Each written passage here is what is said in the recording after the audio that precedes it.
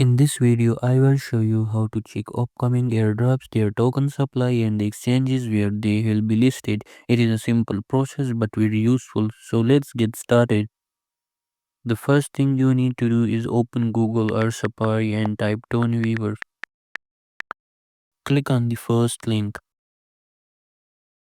In the search bar, you can type the token name. For me, I will type pause. Here you can see the total supply, which is 1 billion pause. Below that you will find the expected price, which is $0.01. Next, go to holders sections. Here you can see that Binance received 218 million tokens along with the Bybit, OKX and Get.io.